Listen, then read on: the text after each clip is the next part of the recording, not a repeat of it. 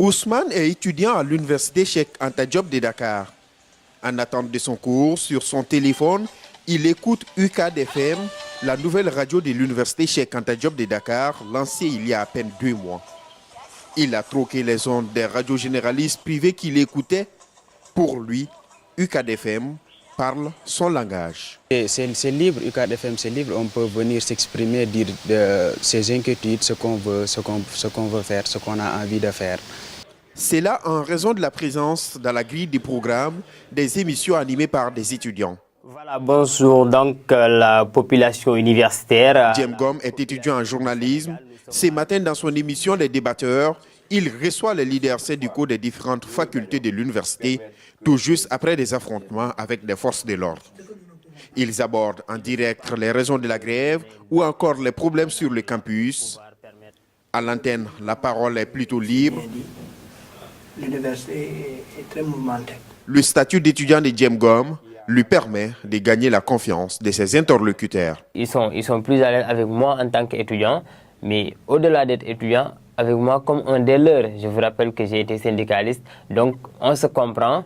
Et comme je l'ai dit tout à l'heure, si c'était avec l'administration, ça va sonner comme une négociation en direct. Mais avec un étudiant, ça sonne comme une discussion entre collègues, ça sonne comme une discussion entre camarades et copains qui permettra à la communauté universitaire et à la population sénégalaise de comprendre le pourquoi de ce mouvement.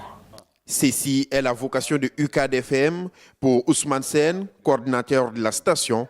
Elle va donner aux étudiants une information de proximité et servir surtout d'instrument de communication. L'université était connue, en tout cas pour certains, dans ses grèves, ses mouvements, ses fronts. Maintenant, qu'on donne une autre image de l'université, permettre à ces étudiants, avant d'aller allumer des pneus et diriger des barricades, de venir à la radio, donner un préavis de grève, se faire entendre par les autorités. Et c'est mieux d'ailleurs de donner son avis, parce que comme on dit, pour mieux arrêter la vague, il faut plus ouvrir les vannes. On donne la parole à tout le monde. Nous sommes dans l'espace, donc par essence de la parole. UCAD-FM est aussi une radio communautaire. Au-delà de ses 80 000 auditeurs sur les campus, elle s'adresse également à l'ensemble de la population sénégalaise.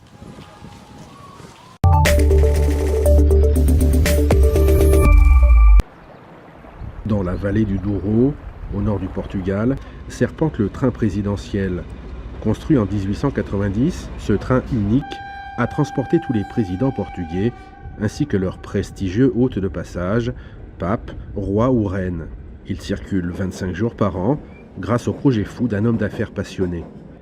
Quand j'ai vu ce train pour la première fois au musée ferroviaire, je suis rentré chez moi et j'ai dit à ma famille que j'étais amoureux de ce train et que je voulais absolument en faire quelque chose. Ma fille m'a dit « Et si on en faisait un restaurant ?» J'ai trouvé l'idée géniale et je me suis mise au travail pour créer The Presidential. 1 million d'euros de restauration plus tard, le train a repris du service. Il fait désormais le bonheur des touristes, dont 70% sont étrangers. On adore ce voyage, on adore le Portugal. Nous avons commencé par Lisbonne, puis on est venu à Porto et dans la région pour découvrir les vignobles. C'est vraiment super.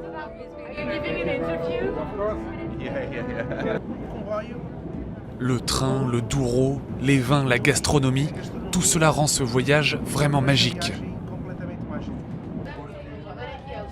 Une magie qui coûte 500 € pour 9 heures de voyage aller-retour, une visite du cave à Porto et un déjeuner gastronomique. À chaque trajet, un grand chef portugais différent se met au fourneau.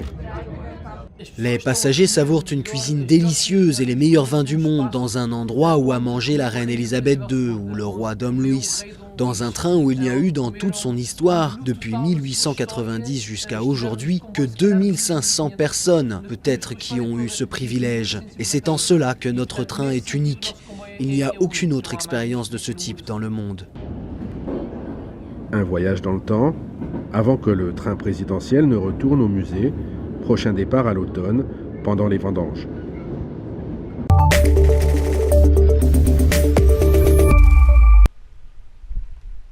Comme tous les matins, Frédéric fait le tour de son verger de cerisiers. À chaque inspection, c'est le même constat, ces cerises sont infestées. À première vue, certaines grappes semblent parfaites, mais à y regarder de plus près, on aperçoit des petites traces de piqûres, celles d'une mouche asiatique, la Drosophile Suzuki. Elle ponce l'œuf à travers la peau de la cerise, et ensuite le verre se développe à l'intérieur et la cerise devient toute molle, toute flasque et le jus coule très facilement. Et bon, c'est des cerises qui sont impropres à la vente, elles sont immangeables. Mesurant moins de 4 mm, cette mouche microscopique fait des ravages dans les vergers français. Apparue dans l'Hexagone en 2010, elle a colonisé tous les pays d'Europe occidentale, s'attaquant aux fruits colorés à maturité comme les cerises, les fraises ou encore les abricots. La météo humide des derniers mois a favorisé sa prolifération.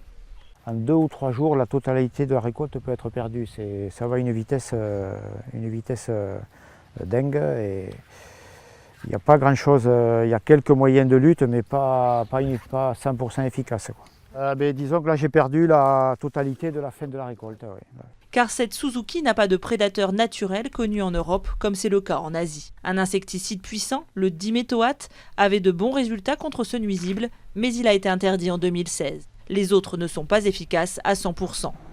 À la coopérative où Frédéric envoie sa production, comme une vingtaine d'autres producteurs du Lot-et-Garonne, le constat est alarmant, le volume de cerises commercialisées est en chute libre. Cette année, nous avons perdu à peu près 50% de nos volumes par rapport à une année normale. Voilà, donc on a plus de tri, on a plus de personnel. Le coût de main-d'œuvre est estimé à plus de 20% cette année par rapport à une année normale. Voilà, donc on a perdu non seulement du tonnage, mais on perd aussi du temps. Confrontés à ces surcoûts de production et impuissants à endiguer la progression de la mouche Suzuki, certains producteurs ont décidé de jeter l'éponge et d'arracher leurs pieds de cerisier. Les autres en appellent au pouvoir public pour les aider à trouver une solution rapidement. Si rien n'est fait, certains craignent que la cerise française disparaisse quasiment des étals d'ici 5 ans.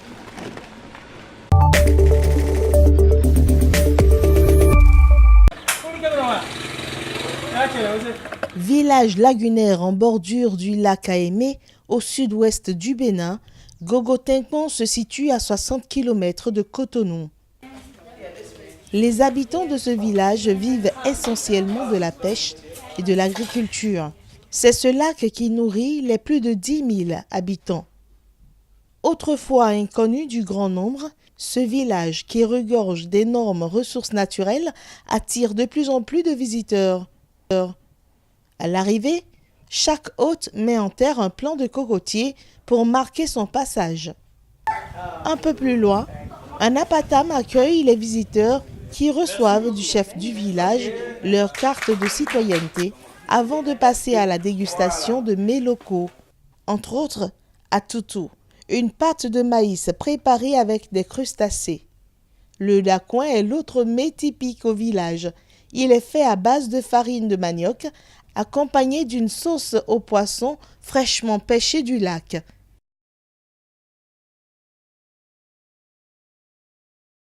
Et pour s'abreuver, du coco frais ou encore du vin de palme. Pendant ce temps, quelques pêcheurs s'aventurent à la surface de l'eau à la quête d'éventuelles huîtres ou de poissons. Véritable havre de paix, Gogo-Tinkpon nous offre un spectacle entre les mangroves bien entretenues qui servent de lieu de reproduction pour les espèces du lac, les pièges de poissons et les champs d'oiseaux qui en font leur fief. Plusieurs techniques de pêche sont pratiquées à Gogo-Tinkpon. Avec M. Zounon Honoré, qui est un petit-fils du roi, celui qui a autorité. Entre-temps, dans l'ancien temps, la royauté continue aujourd'hui, mais avec un peu de faiblesse. Comme vous savez, l'administration moderne, la loi moderne a pris le dessus sur les coutumes. Et donc, c'est un arrière-petit-fils de ce roi-là. Et donc, il a hérité de cet outil de pêche. C'est le plus ancien de la région du lac Aémé, à travers donc Gogo-Tinkpon et notamment la région de Guézin où le roi est et qui a sa résidence secondaire dans Gogo-Tinkpon. Et donc, c'est lui qui a autorisé un certain nombre de membres de sa famille ou alliés qui peuvent utiliser cet outil qu'on appelle Kha. Ça consiste à barrer le lac en largeur avec des dispositions en entonnoir de forme ondulatoire, si je peux parler ainsi, avec au bout 2 chambres. Une première chambre et une dernière où les poissons sont piégés. Et le contrôleur vient, le propriétaire donc, vient ramasser à l'aide donc d'un outil spécifique que je vais vous montrer. Honoré, donne-moi. Et donc cet outil qu'on appelle tenhui ou agnan dans notre langue maternelle, il va rentrer tout à l'heure dans l'eau et va l'utiliser pour donc ramasser tous les poissons qui sont piégés. Et donc ce barrage fait partie vraiment des vieux outils de pêche des ancêtres des habitants de Gogo-Tinkpon-Men, de Gogo-Tinkpon ou de Gogo-Toukou. Voilà, donc nous sommes à une partie de pêche sur le lac Aémé, sur son principal chenal en l'occurrence. Ok, je rentre avec mon filet. Merci beaucoup. Okay.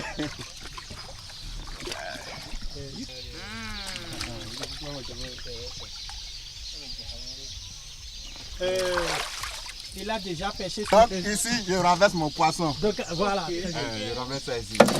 Oh. Cap sur un îlot pour une autre découverte. Sur la route de l'eau, animée de mélodies d'oiseaux divers entre les dispositifs de pêche. Au loin, des cocotiers décorent le ciel sous le regard admirateur de touristes.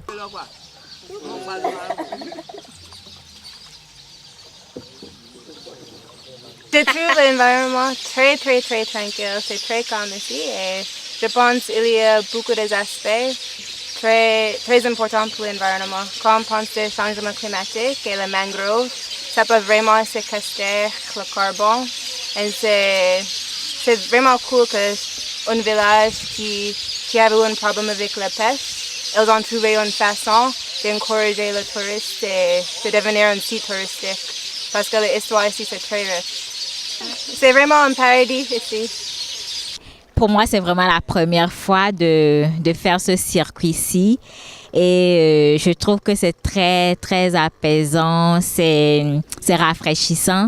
Et au-delà de l'aspect naturel, c'est toute l'histoire du peuple de Gogo-Tinkpon qui m'a vraiment impressionnée. Ce peuple de pêcheurs qui aujourd'hui a besoin quand même du soutien de tous pour réinstaller et pour mieux valoriser les outils de pêche qu'ils ont afin de les préserver pour les générations futures. I've learned a lot about this village and this town. J'ai appris beaucoup de choses sur ce village et cette cité. J'ai été très ravie de planter un cocotier. C'était très intéressant. Et j'aime l'eau. J'aime apprendre l'histoire des pêcheurs d'ici, leur mode de vie, leur alimentation. Et d'ailleurs, la nourriture est très délicieuse. J'y ai goûté. So that meal was quite delicious. I compare this Benin, actually, it seems very close to me to Jamaica, to Dominican Republic. Quand je compare le Bénin à la Jamaïque, il y a beaucoup de ressemblances. From New York, you know, when you look at the wildlife here, seeing the goats and the pigs while we're just walking, or the plants and Mais par rapport à New York où j'habite, c'est très différent en termes de climat, habillement, les outils de pêche. Mais franchement, j'aime la vie ici. Things like that speak to me more, and also like just the street vendors and the way of life is definitely different. It seems very calm, but it seems like a pretty good quality of life here. So I like it so far. Quelques carpes prennent plaisir à remonter à la surface de l'eau.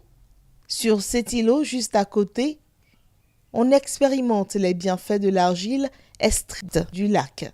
Son application procurerait fraîcheur et relaxation.